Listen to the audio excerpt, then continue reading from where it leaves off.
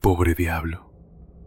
Si existiera, habría que compadecerlo. Rechazado por casi todos, acompañado solo por unos cuantos fanáticos, de los que él mismo se avergonzaría. Consumido por el odio y la insatisfacción, condenado a perder ante la omnipotencia de un Dios al que se niega a adorar. Su papel es patético. Tentar sin ser deseado, envidiar sin despertar envidia. Apenas puede consolarse viendo cómo a veces lo imitamos en nuestras acciones o cómo lo señalamos en los demás para excusarnos a nosotros mismos. ¿Y cuál es en el fondo su función? Simbolizar el mal, personificarlo, darle un rostro que podamos odiar o temer. No extraña que la creencia en el diablo haya sido casi universal, porque ¿qué hay más universal que el mal? ¿Qué hay más odioso, más tentador, más presente en la vida de los hombres? El diablo resume en sí mismo esa ambivalencia, el odio y la atracción por lo peor. Y sin embargo, no es más que un mito cómodo que en nuestras sociedades ya ni siquiera los creyentes toman en serio. Cada vez creen menos en el infierno. ¿Por qué habrían de creer en el diablo? El mal, del que nadie duda porque todos lo padecemos, se explica de otro modo. El sufrimiento lo atribuimos a la naturaleza, la culpa y el pecado a la fragilidad humana. No necesitamos un diablo para dar razón de un terremoto o de una masacre. Bastan la tierra que tiembla y la debilidad del hombre.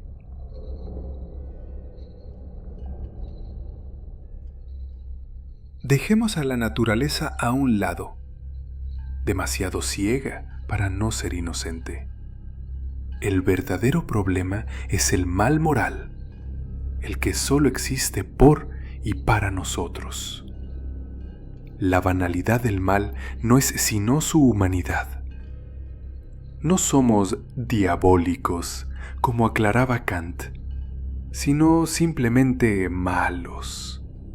No hacemos el mal por el mal mismo, sino para alcanzar un bien, el nuestro o el que creemos tal. Por eso, el amor a uno mismo, convertido en principio absoluto, es la fuente de todo mal. Solo dañamos a los otros para obtener algo que nos parece un bien. Ni siquiera el sádico escapa de esto. Inflige sufrimiento porque de ese dolor obtiene placer, y ese placer lo vive como un bien. Tampoco el terrorista, que mata en nombre de una causa que considera justa. Mata por ideología, no por pura maldad. El violador o el asesino tampoco son excepción. Buscan un pequeño goce, un interés inmediato, una cobardía disfrazada. Eso es lo que la figura del diablo querría borrar, la pequeñez de nuestras motivaciones y sobre todo nuestra responsabilidad. No hace falta un tentador para sentirse tentado. Basta con poner el propio interés por encima del prójimo, las propias creencias por encima de todo. El culpable siempre es ese pequeño yo que se impone, que se excusa, que se justifica. El diablo resulta una coartada demasiado cómoda, demasiado grande para nosotros. En el fondo, más que malos, somos mediocres. Más que malignos, somos egoístas y cobardes.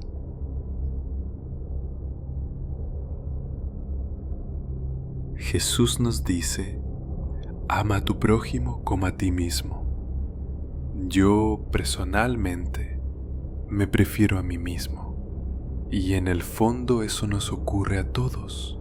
No es el amor propio lo condenable, sino la tentación de sacrificar todo lo demás a ese amor, comenzando por nuestros deberes hacia el prójimo. Kant lo llamaba un mal radical innato en la naturaleza humana, una inversión de los motivos.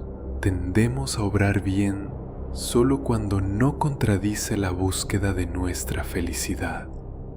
Pero lo que deberíamos hacer es justo lo contrario: buscar la felicidad únicamente cuando no se opone a lo que debemos al prójimo o a nosotros mismos.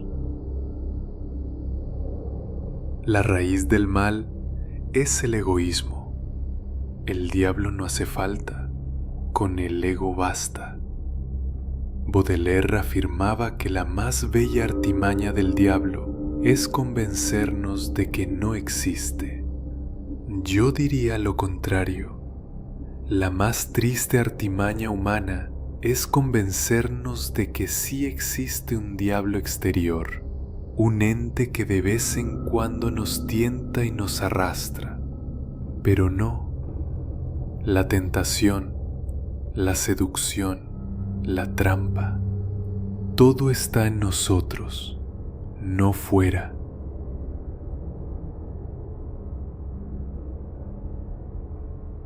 El mal en mí dice yo. Liberarse del mal es liberarse de uno mismo. Pero, ¿quién puede lograrlo? El ego, pobre diablo, suele ser más fuerte que nosotros.